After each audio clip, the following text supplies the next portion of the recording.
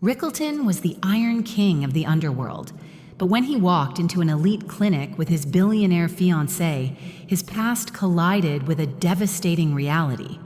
There stood Kiara, the woman he exiled 4 years ago, holding 2 identical girls with his signature amber eyes.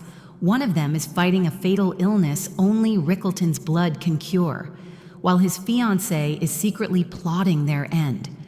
Can a monster become a father before his enemies close in? Stick around because the betrayal in Chapter 6 will leave you breathless. Welcome back to Heartwoven Tales. I'm Selena, and I hope you're doing well today. Before we dive into today's story, I have to ask, where are you watching me from? Drop it in the comments, I'd love to know. And trust me, the story you're about to hear, the ending will touch your soul. So, if you haven't already, please subscribe to the channel and let's dive right in. The glass door slid open with a breathless hiss just as Rickelton's fingers tightened around the leather handle of the cane he never actually needed. The polished marble floor of the Aurelius Clinic cold even through the soles of his shoes, the air thick with antiseptic and the faint, overripe sweetness of white lilies arranged to look hopeful. Somewhere near the reception desk, a keyboard clacked twice and then stopped, mid-word, mid-thought, as if the building itself had recognized him before the people inside did. Rickelton stepped forward, coat shifting against his shoulders, the familiar weight of concealed steel pressing into his ribs, and the low murmur of conversation collapsed into silence, the way lungs emptied under sudden pressure. Genevieve's hand rested on his arm, manicured nails digging just enough into the fabric of his sleeve to register as ownership rather than affection. Her perfume sharp and expensive, engineered to dominate a room the way her smile did. She murmured something about the appointment time, her breath warm against his jaw, but her voice skimmed past him without landing. Rickelton's attention had already moved ahead, scanning reflections in the glass, counting cameras, marking exits, his pulse steady in the way it always was before violence, slow, controlled, obedient. The Aurelius Clinic had been built to calm. Golden lighting softened every edge, velvet chairs absorbed sound, abstract paintings promised healing without explaining how. But when Rickelton entered, the space stiffened. A nurse froze with a clipboard halfway to her chest. A doctor straightened his coat and looked suddenly very busy with nothing. The Iron King didn't need an introduction. His presence arrived first, like a pressure drop before a storm. He took 2 more steps, then something caught at the edge of his vision. Small shoes, 2 pairs, pink sneakers scuffed at the toes, standing too close to the reception desk. Rickelton's stride slowed by a fraction, his breathing adjusting before his mind caught up, and then he saw her, Kiara. She stood with one hand gripping the counter, the other clasping 2 tiny hands, as if anchoring herself to the floor, her shoulders rigid in a way that spoke of endurance rather than confidence. Her coat was threadbare at the elbows, the fabric dulled by cheap detergent and years of use. She smelled faintly of soap and cold air, the scent of someone who walked instead of rode because distance was cheaper than safety. For a heartbeat, Rickelton's mind rejected the image outright. Impossible, it said.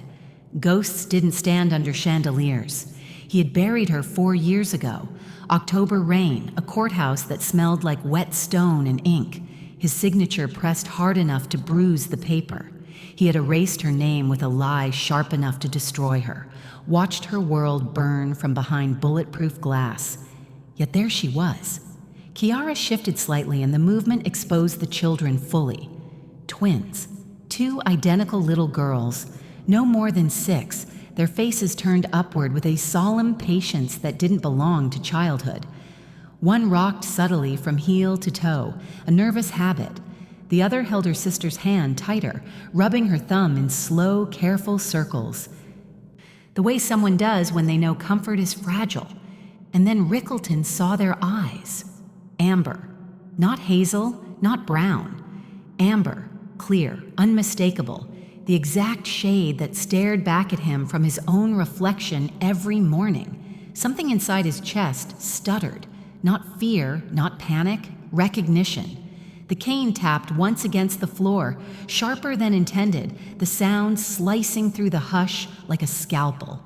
A nurse sucked in a breath. Somewhere behind him, a magazine slipped from trembling fingers. Rickelton didn't sway, didn't stumble, but the world narrowed, pressure building behind his ribs the way it did before something catastrophic failed. Is there anything more terrifying than realizing your mistakes have learned how to breathe? Kiara turned. The movement was slow, cautious, as if she felt a weight at her back. Her gaze lifted. And when it met his, the clinic vanished. Shock crossed her face first, raw, unfiltered, followed by something darker, preserved carefully over years. Anger sharpened into restraint. Beneath it all flickered fear, quickly buried, hidden behind a mask she'd clearly practiced wearing. Her fingers tightened around the twins' hands. One of the girls looked up at her, sensing the shift. "Mama," she whispered, voice thin and uncertain. Kiara swallowed. Her throat worked, the tendon along her neck standing out as she forced air into her lungs. She didn't look away from Rickelton. "Pause. Don't," she said quietly when his lips parted. It wasn't a plea, it was a line drawn in concrete. Genevieve laughed softly, the sound brittle and precise. "How nostalgic," she said, eyes flicking over Kiara's worn coat, the children's scuffed shoes.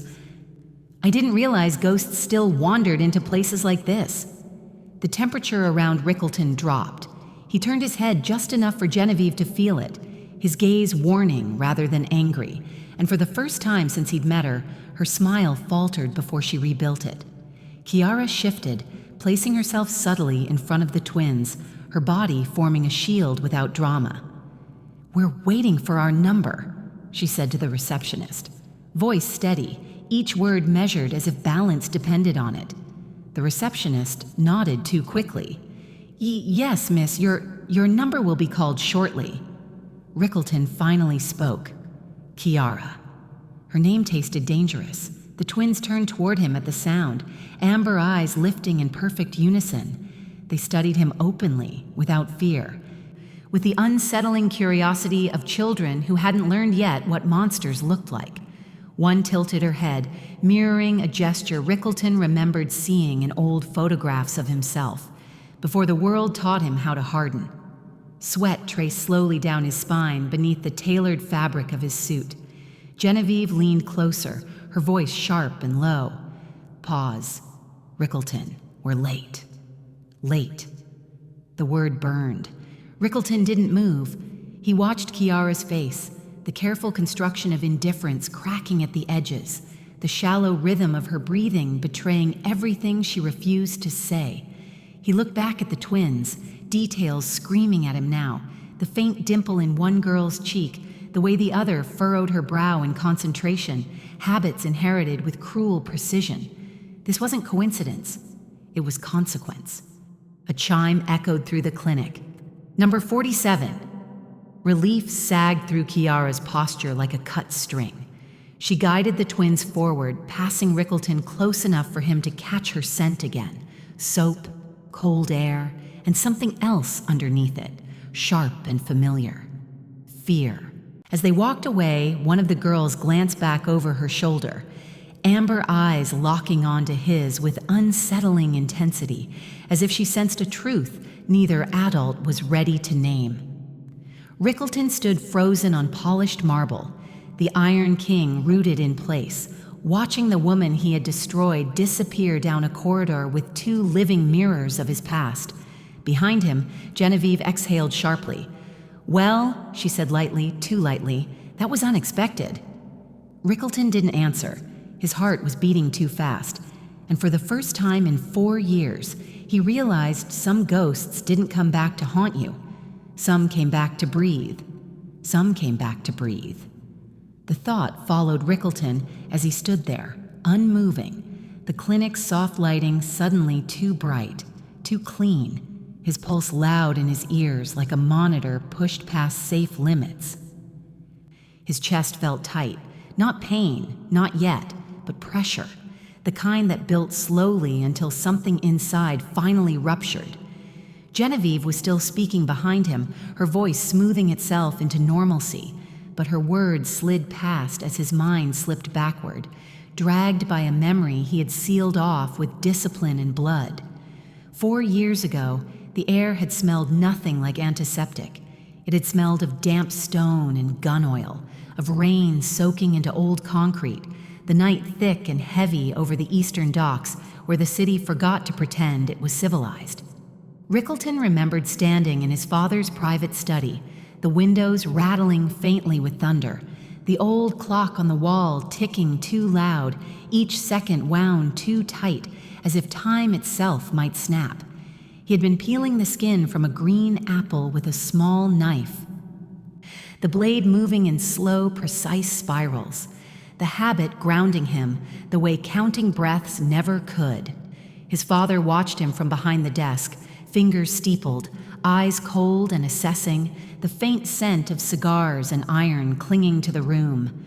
"Loyalty," the old man said, voice calm, almost bored, "isn't proven when it's easy." Rickelton didn't look up.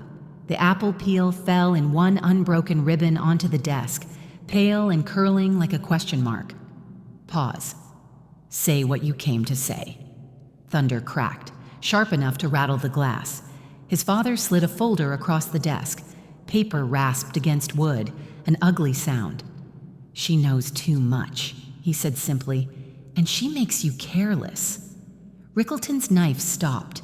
Inside the folder were photographs. Kiara leaving a cafe, Kiara laughing at something he'd said, Kiara asleep against his shoulder in the car, unaware she was being documented like evidence. The images were dated, timed, annotated in his father's neat handwriting, control disguised as order. "She's not part of this," Rickelton said, finally lifting his gaze. His father smiled thinly. "Nothing you touch stays separate." The ultimatum came without drama, without raised voices. Either Kiara would be framed, her name dragged through courts and headlines, her reputation shredded so thoroughly no one powerful would ever touch her again, or she would die quietly, efficiently, at the hands of men Rickelton himself had trained. The choice was presented the way medical procedures were. 2 options, both brutal, one survivable. Rickelton felt the weight of the apple in his palm, the sticky sweetness seeping onto his skin. He imagined Kiara's laugh, the way she tucked her hair behind her ear when she was nervous, the way she always smelled faintly of soap, even on bad days. He imagined a bullet, final and uncomplicated. He chose disgrace. He chose to become a monster she could hate. The days that followed blurred into controlled chaos. Lawyers were summoned, evidence manufactured with surgical precision, bank records altered, witnesses bought or broken.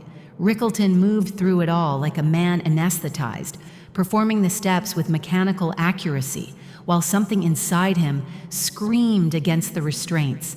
Every signature felt like a cut. Every document stamped felt like another nail sealing a coffin that would keep her breathing. The night before it broke, Kiara stood in his apartment folding laundry on the couch, the television murmuring in the background, her fingers smoothing fabric with absent care. "You're quiet," she said, not looking at him. Pause. "Did I do something wrong?" Rickelton leaned against the counter, the cold stone biting through his shirt. "No," he said too quickly. She paused, a shirt half folded in her hands.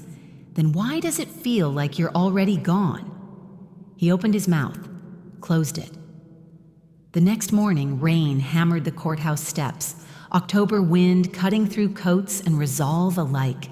Kiara stood in the middle of it all, eyes wide with disbelief as accusations rained down heavier than the weather, her name spoken with contempt by people who had never known her. Rickelton watched from the back, his jaw locked, his fists clenched hard enough to draw blood from his palms, the taste of iron sharp on his tongue. When she turned and saw him, really saw him, standing there and doing nothing, the look on her face wasn't anger yet. It was hurt. That was worse. He didn't defend her. He didn't flinch. He let the lie stand because the truth would have killed her faster than any bullet. If the person you love looks at you like a stranger, do you break the illusion or let it keep them alive? The city devoured her whole. News cycles fed on the scandal, chewing her name into something ugly. Friends vanished, doors closed. She left with nothing but a suitcase and the kind of shame that clung to the skin no matter how often you washed. Rickelton ensured she had money, untraceable, anonymous, but he never reached out. Contact would have been a death sentence. He carried the secret alone. Years passed. Empires expanded.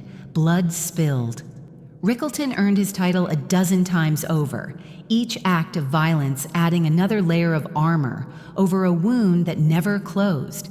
He learned how to sleep again, but never deeply. He learned how to smile without warmth.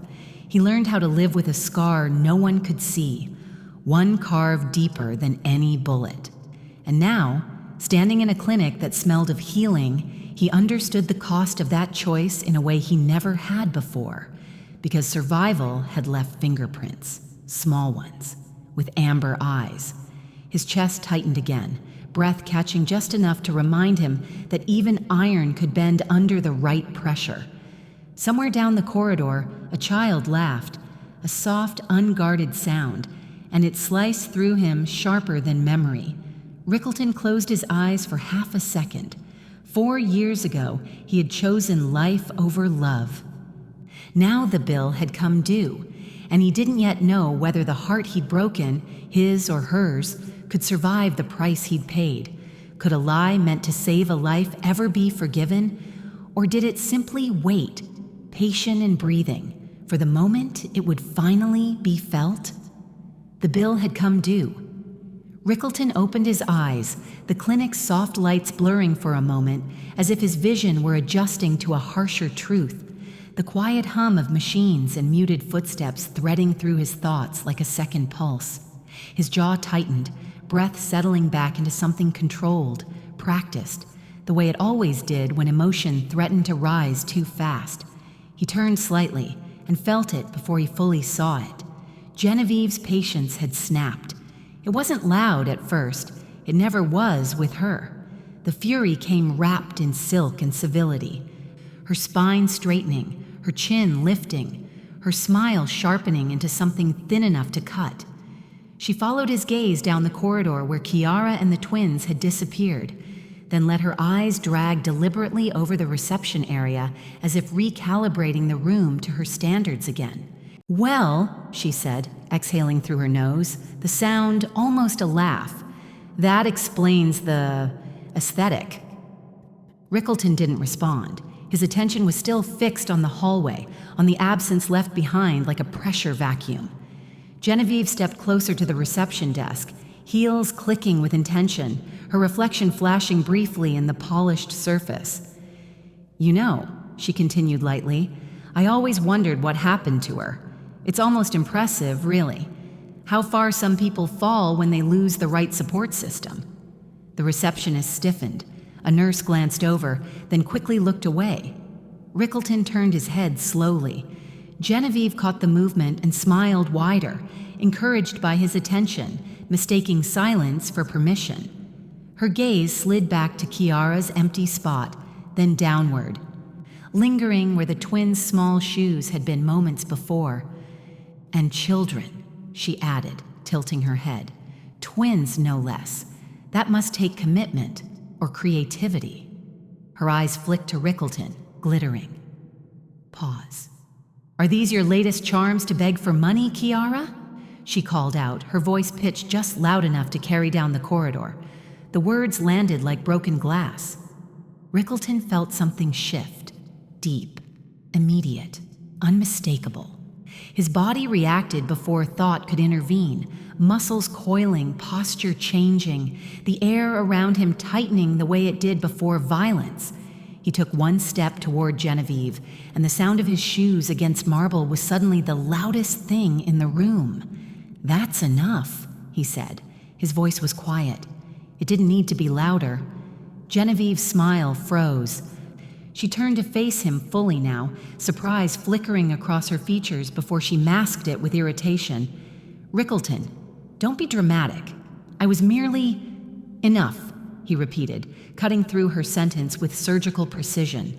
The room seemed to exhale all at once. Even Genevieve felt it, the invisible line she had crossed, the temperature drop that followed. She stared at him, searching his face for the familiar indulgence, the tolerance he'd always shown her sharp edges. She didn't find it. Her lips parted, then pressed together again. Pause. "You're taking this very personally," she said, voice tightening. "After everything, you can't possibly expect me to—" Rickelton didn't let her finish. "Apologize," he said. The word fell flat and heavy. Genevieve blinked.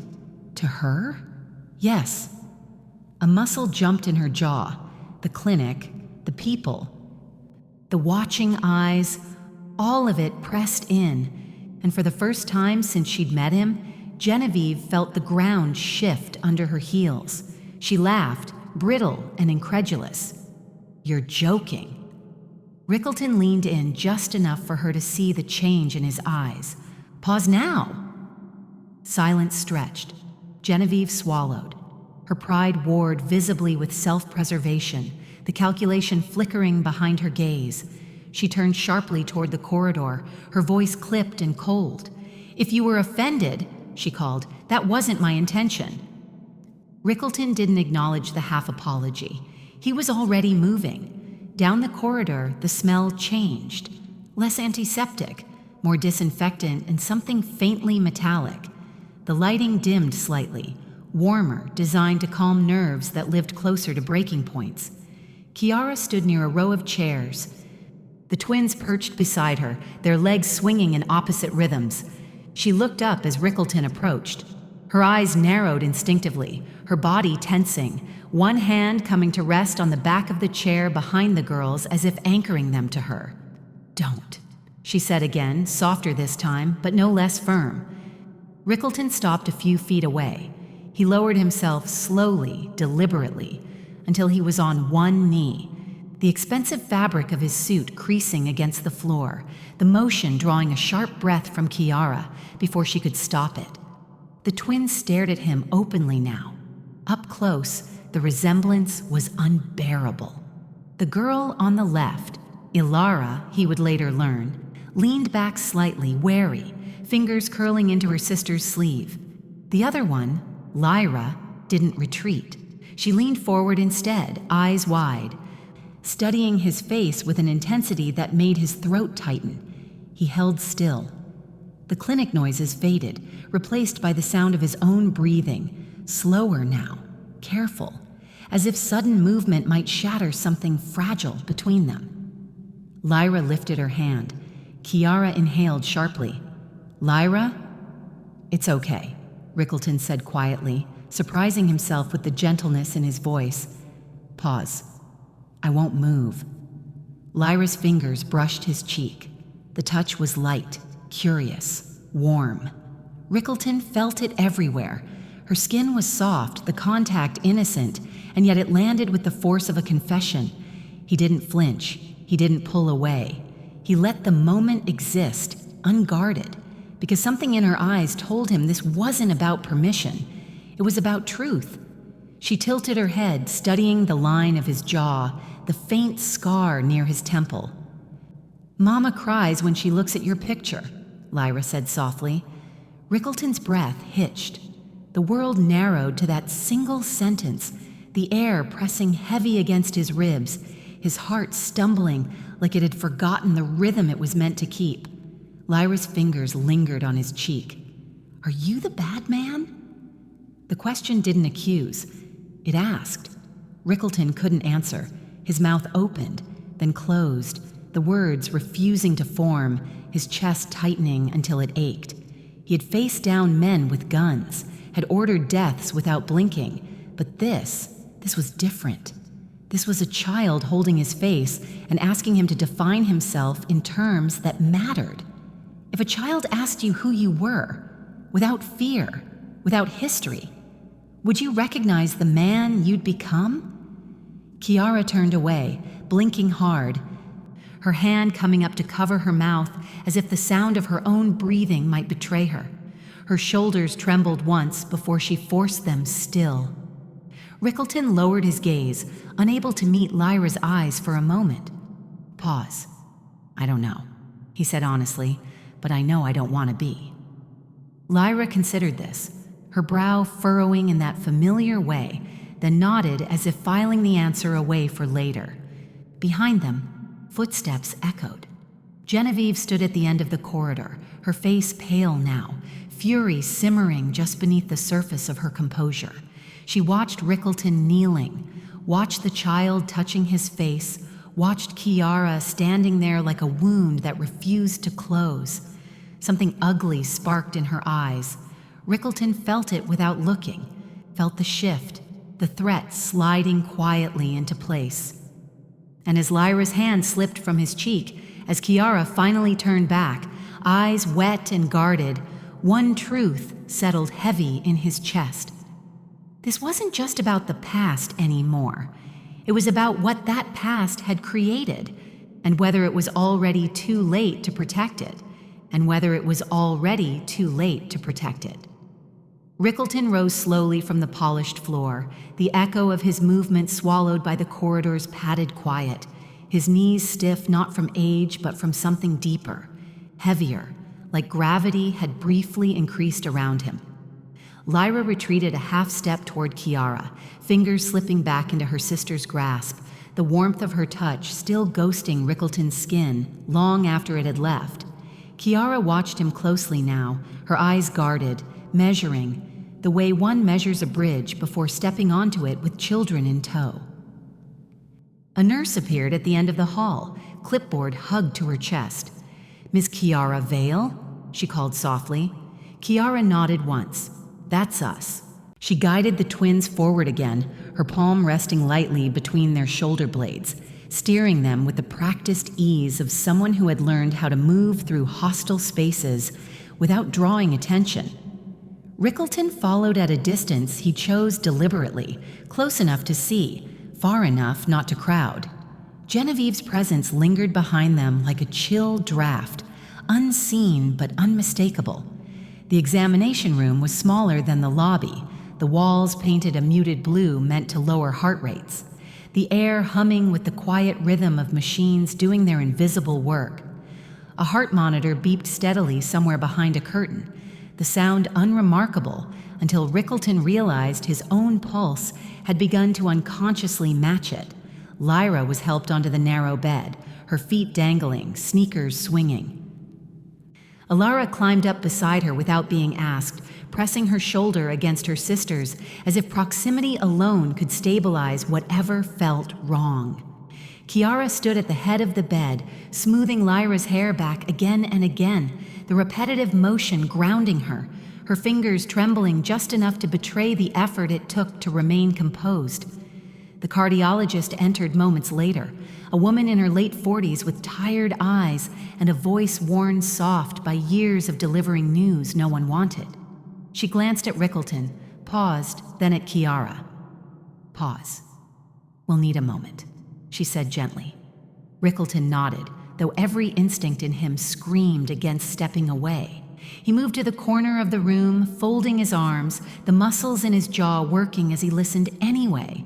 He had never been good at leaving things unknown. The doctor placed the stethoscope against Lyra's chest. The cold metal made the girl flinch. Kiara murmured something soothing, her voice low and rhythmic, like a lullaby stripped down to survival. The doctor listened longer than usual, her brow tightening, her gaze flicking briefly to the monitor. Rickelton felt it then. The shift, the subtle change in air pressure that preceded bad news. The doctor straightened slowly. "Miss Vale," she said, choosing her words with care, "Lyra's condition has progressed." Kiara closed her eyes for a moment, her hand tightening in Lyra's hair. Pause. "How long?" she asked. The doctor hesitated. "Without intervention, months, possibly less." The words landed without drama, without mercy. Rickelton's chest constricted, as if something invisible had wrapped itself around his ribs and pulled. Months. He had negotiated ceasefires shorter than that, planned wars that lasted longer, but months measured against a child's heartbeat felt impossibly small. "What kind of intervention?" Kiara asked, though her voice already carried the weight of too many answers she'd heard before. The doctor exhaled quietly. "A highly specialized surgery, experimental, expensive, and even then..." She trailed off, the unspoken risk hanging heavy. Rickelton stepped forward. "What kind of condition?" Both women turned toward him. Kiara's eyes flashed, warning and fear colliding. "You don't get to..." The doctor spoke first. "It's a congenital cardiomyopathy," she said carefully. "Extremely rare. We've only seen it a handful of times and almost always within the same lineage." Rickelton's stomach dropped. Lineage. The word echoed with an ancient weight, dragging memory after memory to the surface. Stories whispered behind closed doors, men in his family dying young, sudden heart failures dismissed as stress or fate. He remembered his grandfather collapsing at 50, his uncle at 42, the quiet way no one spoke of it, except in murmurs about a curse they pretended not to believe in. Kiara's voice shook. "Her heart walls are thickening," she said, as if reciting something memorized through repetition. "It restricts blood flow. It gets worse when she's scared, or excited, or running." Rickelton looked at Lyra, at the way she swung her legs, the way she smiled easily, unaware that her own heart was a battlefield. "And you knew," he said quietly to Kiara. "Pause, you knew all this." Kiara laughed once, sharp and humorless. "Of course I knew. I've known since she was 3. Since she collapsed in a grocery store aisle in the middle of winter, January snow melting through my shoes, while I waited for an ambulance that took too long." Her eyes burned. "I've known every day since." The room felt suddenly too small. "And you never came to me," Rickelton said. Kiara turned fully now, her composure cracking just enough to let the truth show through. "I chose struggle over execution," she said flatly. "I chose poverty over a funeral." The doctor shifted uncomfortably, pretending to adjust equipment. Kiara continued, her voice low but fierce. "Your enemies don't forgive bloodlines, they erase them. You think I don't know what happens to heirs in your world?" Rickelton had no answer, because she was right. He saw it all at once. The sleepless nights, the anonymous clinics, the money scraped together from nowhere. The reason she'd stood at that reception desk instead of at his gate. She had kept his daughters alive by keeping them invisible. The realization cut deeper than any accusation could have. If protecting someone meant erasing yourself from their life, would you call that love or cowardice? Lyra coughed softly, a small sound that snapped the room back into focus. Kiara was at her side instantly, brushing hair from her forehead, checking the monitor with the practiced eye of someone who had learned how to read danger in numbers and beeps. Rickelton watched, helpless, as Kiara did what he should have been doing all along. "How much?" he asked the doctor. She named a number. It was obscene. Rickelton didn't blink. "Schedule it," he said. "Whatever you need, equipment, specialists, blood, all of it." Kiara's head snapped up. "No." The words startled him. She stepped closer, lowering her voice. "You don't get to buy absolution," she said. Pause. "And I won't let my daughters become targets because you decided to feel something today." Rickelton met her gaze, something raw flickering behind his control. "This isn't about absolution. It's about survival." "And whose?" she shot back. "Hers or yours?" The question lodged itself deep. The doctor cleared her throat gently. "We can't move forward without consent from the guardian," she said, eyes on Kiara. "And time isn't on our side." Silence settled again, thick and fragile. Rickelton looked at Lyra's chest, rising and falling, each breath a quiet negotiation with fate. He thought of his blood, rich, cursed, powerful, pulsing through her veins without her consent. The irony was brutal. His legacy, the very thing his father had worshipped, was killing his child. And for the first time, Rickelton understood that wealth, power, and fear all bowed to one unforgiving truth. A heart either held or it failed. He straightened slowly, resolve hardening into something quieter and more dangerous than rage. "Then let me do what I should have done years ago," he said softly. Kiara didn't answer, but her silence wasn't dismissal. It was fear of hope. And hope, Rickelton realized, was the most dangerous thing of all. Hope, Rickelton realized, was the most dangerous thing of all. And it was fragile. The echo of Lyra's small, uneven breaths lingered in his mind as he left the clinic that night. The corridor had emptied, leaving only the faint smell of antiseptic and the soft mechanical hum of monitors, a sound now entwined in his chest. Kiara had stayed with the twins, leaning over Lyra's bed, her hands fidgeting with the edge of the blanket, the quiet repetition of her touch, both comforting and heart-wrenching. He had followed her gaze, noted the tension in her shoulders, the quiet dread that lined her spine, and for the first time in years, he felt the weight of his bloodline not as a crown, but as a weapon pointed directly at the people he loved. Outside, the rain fell in thick, relentless sheets, pounding against the limousine's roof, sliding down the windshield like tears the city refused to cry. Rickelton's eyes were narrow slits as he watched the droplets, the world a blur of neon and steel, the sound of water a strange sort of heartbeat in rhythm with his own.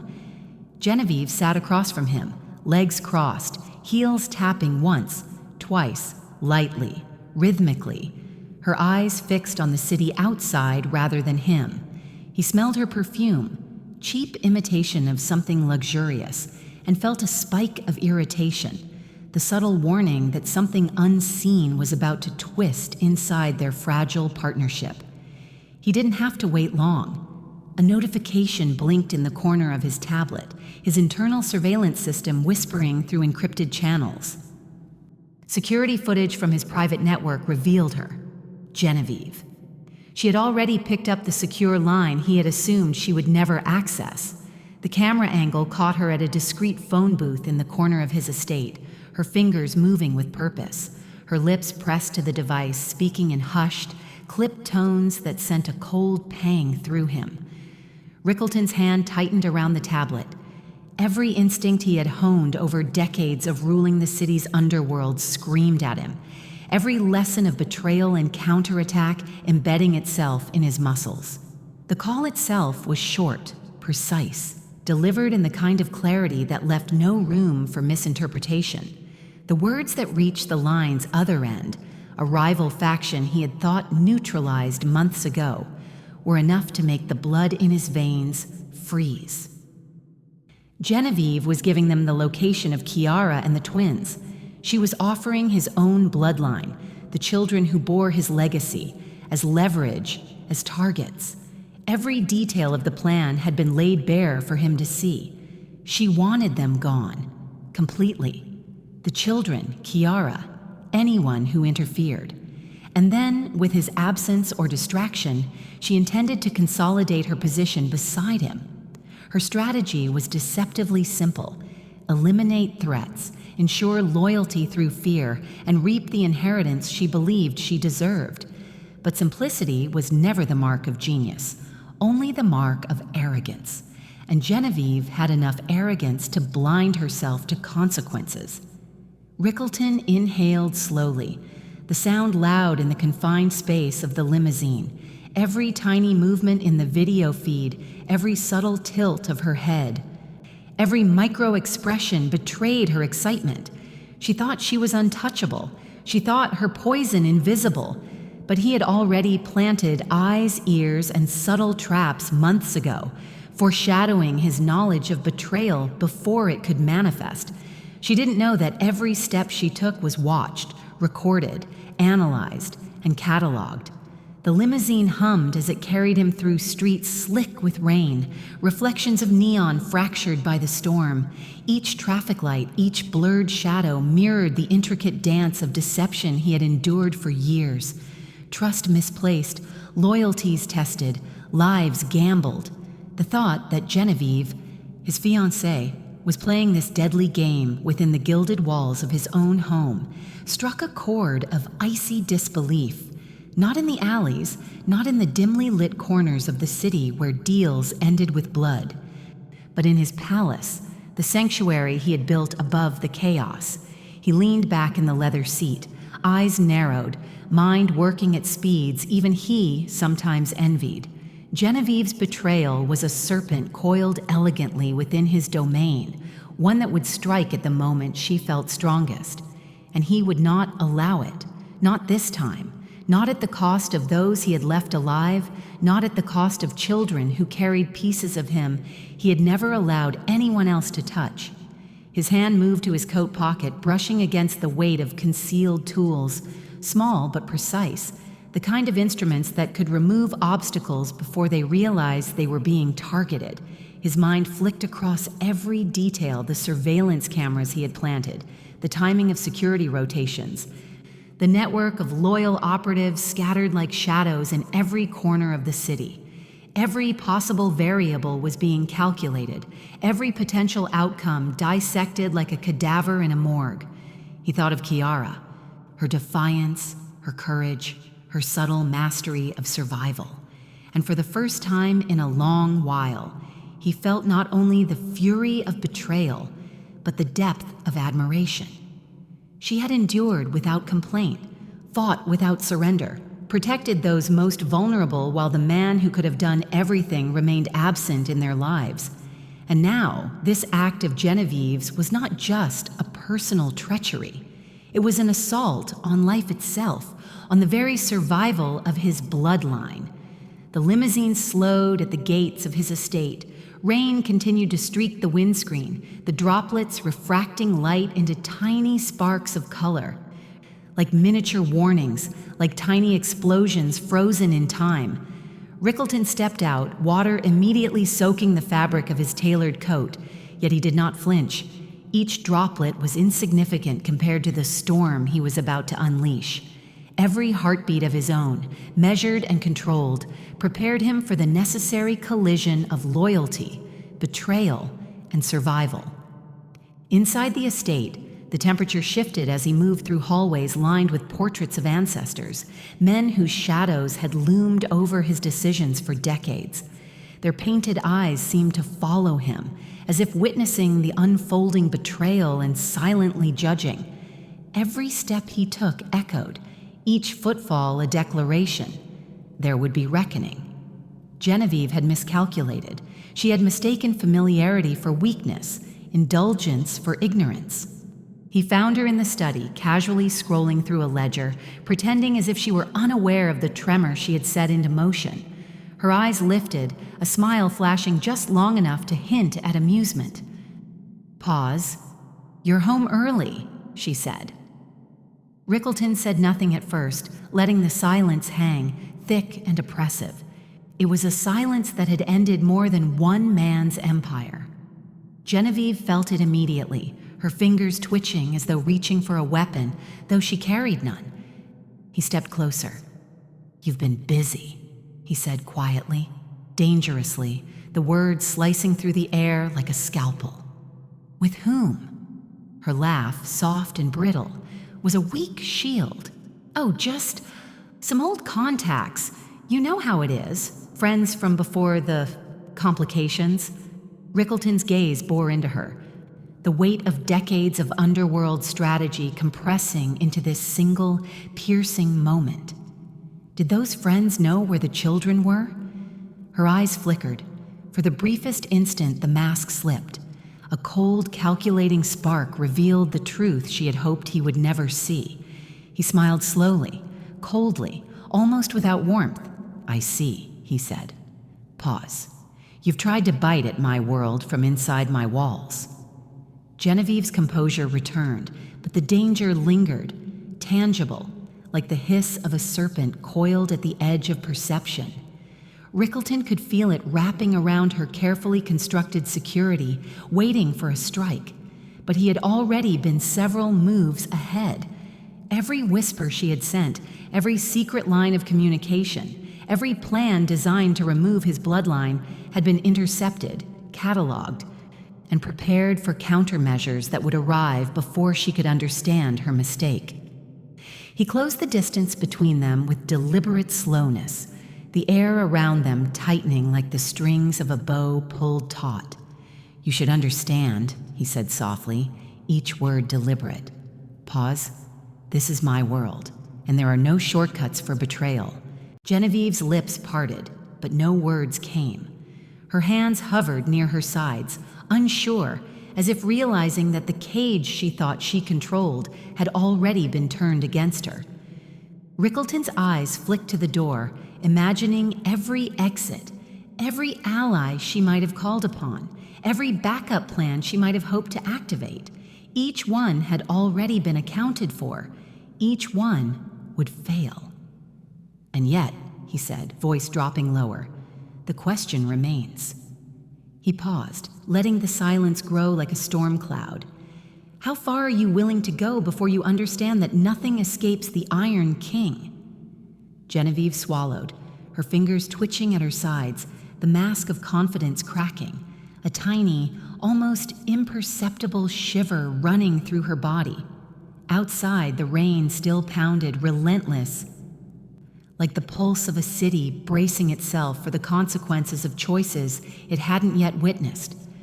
Rickelton turned his gaze inward for a brief heartbeat, thinking of Kiara, of Lyra, of Alara, of the fragile warmth of life hanging by threads. The serpent in his own palace had struck, but its venom would not claim those he loved, not this time, and he would make sure of it, because some betrayals were meant to awaken monsters, not destroy them. And the Iron King had always been a master of awakening. 6.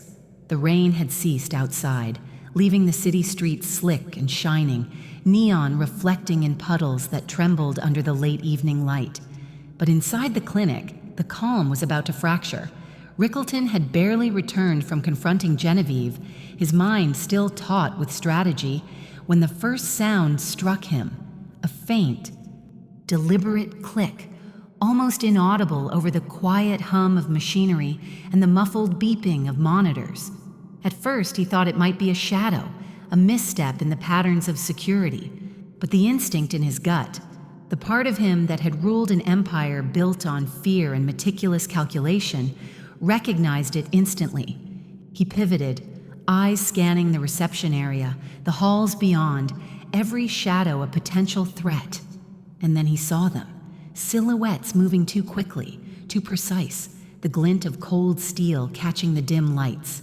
Assassins, not amateurs, but professionals. Rickelton's body reacted before thought could even formulate.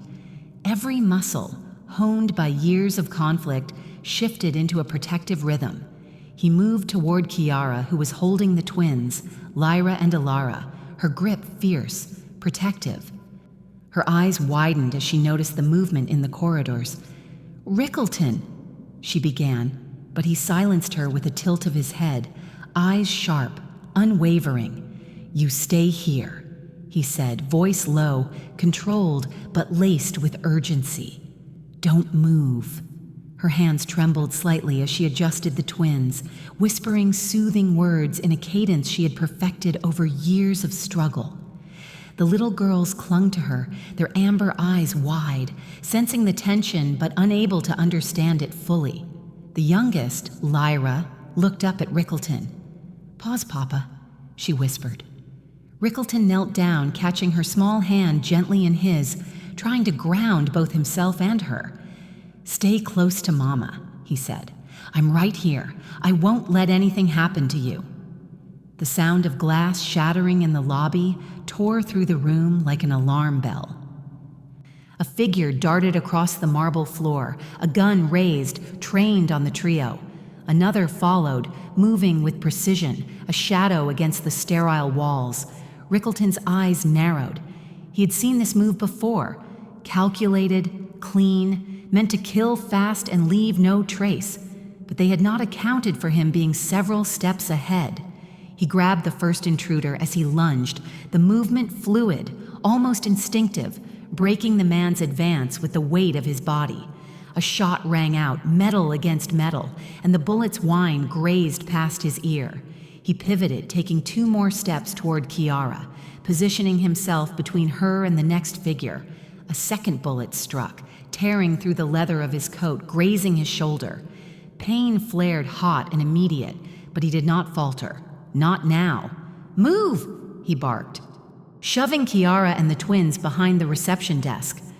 The sound of chaos magnified, the crack of gunfire, the sharp metallic scrape of feet against polished floors, the high-pitched cry of someone falling. Rickelton's own heartbeat pounded in his ears, each thump synchronized with the adrenaline rushing through his veins. Then, a sharp impact. A bullet meant for Alara, the younger of the twins, found its mark, striking Rickelton squarely in the chest. The world slowed, the noise muted into a distant hum as pain exploded across his torso. His knees buckled. For a moment he saw the ceiling above, the sterile white lights, the faint shimmer of blood pooling at his chest. He did not fall. Not entirely. He grabbed Kiara's hand with one bloodied, trembling one, anchoring himself to life and purpose. Pause. I have to tell you, he gasped, words strangled by the burn in his lungs. Pause. 4 years ago. Everything. It wasn't. His voice broke, ragged, the first true fracture in the armor he had worn like a second skin. Kiara leaned closer instinctively, fear mixing with disbelief. "Rickelton, no, you... Don't...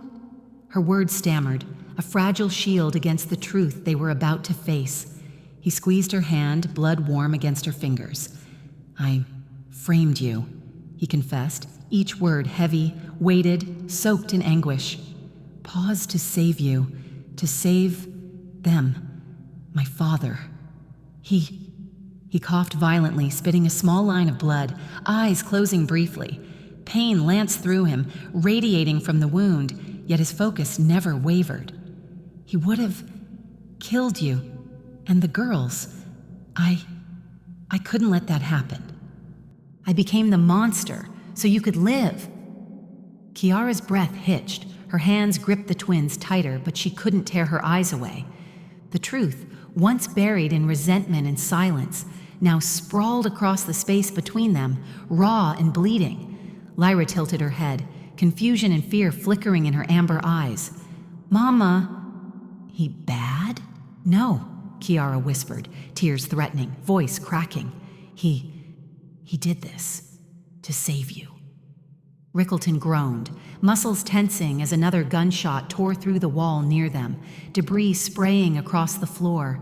He leaned further, shielding the girls' bodies with his own. Pain radiated in waves, but his focus was singular. Keep them alive. Every rational thought, every instinct narrowed to this one purpose. His lips trembled as he spoke again. Pause. I never stopped thinking about you, about them. Even when he coughed, choking on blood and breath. Even when I became what you hate me for, I was always protecting you. Kiara's tears fell freely now, hot and unstoppable. Alara's eyes widened. Lyra pressed her face to her mother's chest, their trust, fragile and unformed, holding on to the one person whose presence had always been a threat and a comfort all at once. The assassins moved with precision, but Rickelton was faster, instinct guiding him through calculated parries, blocks, and strikes. Each movement, though hindered by injury, was fueled by desperation, the raw, unrelenting need of a father protecting his bloodline. A man who had once ruled with fear now fought with love as his weapon, a force even colder steel could not pierce. Another bullet grazed his side, pain flaring hot, but he absorbed it. Letting it sharpen rather than weaken him, each breath was a struggle, each heartbeat a drumbeat of defiance. Pause. Stay. Stay together, he ordered, his voice low, commanding, even as the life draining from him whispered its warnings. And then he saw it. The moment that tore the final veil. A gun raised, aimed at Lyra. Reflex honed over years of survival carried him across the space in a blur. He shoved the child aside, taking the full impact. The world narrowed again, the muffled sound of Kiara's gasp, the twins' small screams, the hiss of bullets, all fading into a tunnel focused only on pain and confession. He fell to one knee, clutching Kiara's hand with both of his, blood warm against her skin. Pause. You must all know, I never wanted this, he said, voice ragged, tears mixing with blood. I enframed you, not for hate, not for spite, but love, desperate, flawed love. Alara's eyes widened, comprehension dawning. The mask of hatred she had cultivated for years, melting in the warmth of a truth she had never expected. Lyra pressed against her sister instinctively, sensing the shift in the room, the unraveling of a story told in absence and secrecy. Kiara pressed closer, her face hovering near his, seeing the vulnerability, the raw, exposed truth of a man who had lived as a monster to save the people he loved most. Pause. Rickelton. No, she whispered. Pause. You don't have to. I do, he murmured, because if I don't, I lose everything I've ever fought for, everything that matters. His hand faltered, slipping slightly in hers, the warmth fading as weakness pressed against resolve. Pause. Promise, you'll keep them safe, if I can't. Kiara gripped his hand tightly, nodding, tears falling, the sound of them mingling with his shallow, pained breaths. I promise, she said, voice firm through shaking lips. I swear, I will. Rickelton exhaled, a trembling, ragged sigh that carried the weight of years of secrets, guilt, and love, finally allowing himself to release a fragment of the iron grip he had held on life, fear and control. His vision blurred, Lyra's small hand reaching for his face once more, a mirror of the past and hope of the future. When the truth is bleeding from a father's heart, can it ever reach the ones it's meant to save before the darkness closes in? The sounds of conflict outside, shouts, gunfire, the scuffle of boots against tile, faded into the background as the fragile world of a father and his children held just for this moment, suspended in pain, revelation, and love. Rickelton's chest heaved, a hand slipping from Kiara's grasp for a moment as strength faltered, but he forced it back, grounding himself, tethering to life through connection, through the one bond he had protected at all costs.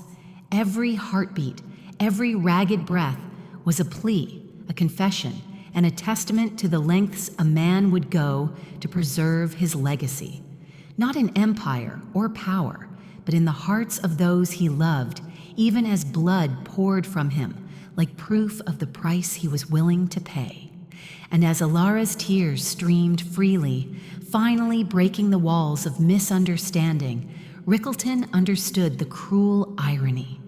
The mask of hatred could dissolve in a single heartbeat, and love, desperate and painful, could finally reach across years of silence.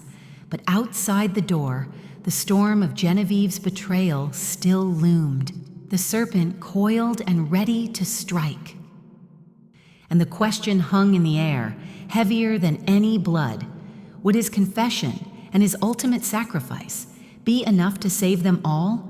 Or would the shadows finally claim the ones he loved most? 7. The hospital room was quiet now, too quiet, a silence so thick it pressed against the chest like lead. The chaos, the gunfire, the desperate cries of the clinic that had echoed just hours ago seemed like a dream, a violent, relentless nightmare that had left everything in ruin and blood.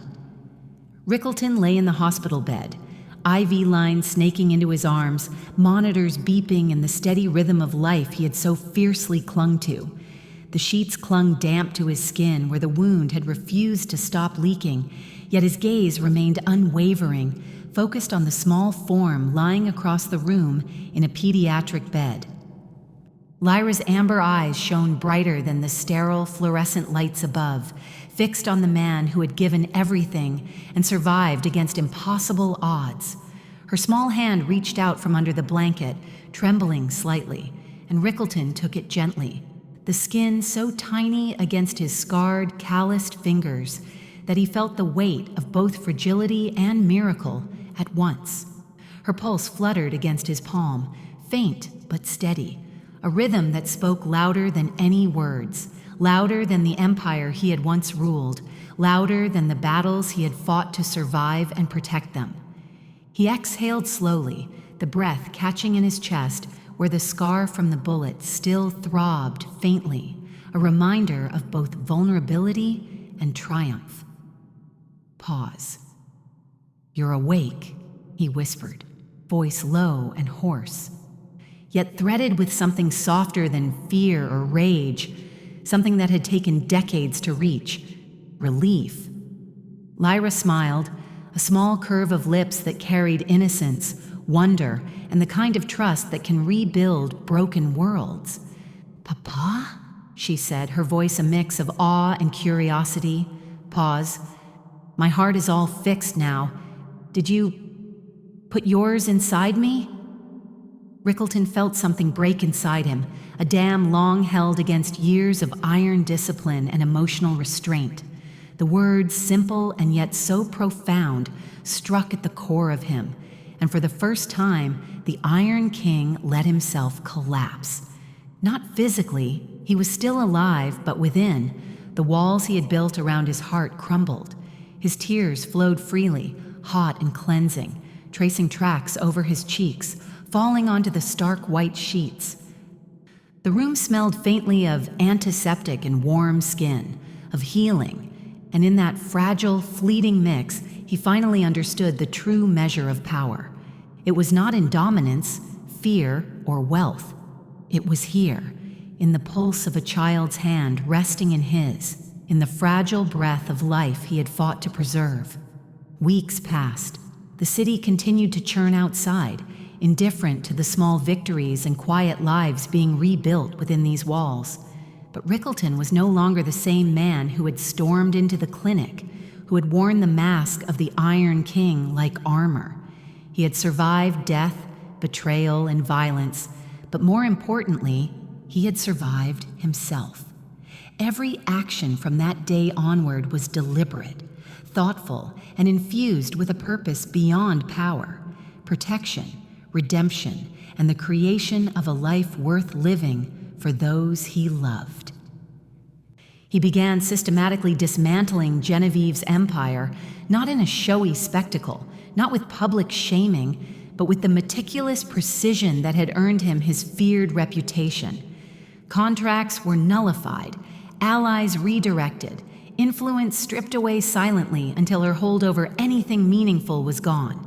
Each move was deliberate, clean, almost surgical, echoing the same meticulousness he had once used in the Underworld, but now, instead of fueling fear and control, it safeguarded innocence.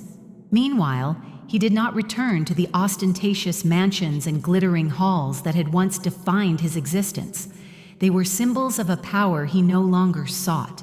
Instead, he acquired the entire clinic, pouring his resources into transforming it into a state-of-the-art medical and research facility.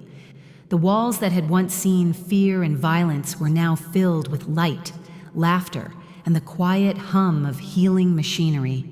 Laboratories buzzed with experiments, research extended into rare diseases, and children with conditions like Lyra's found hope in a place where desperation had once ruled.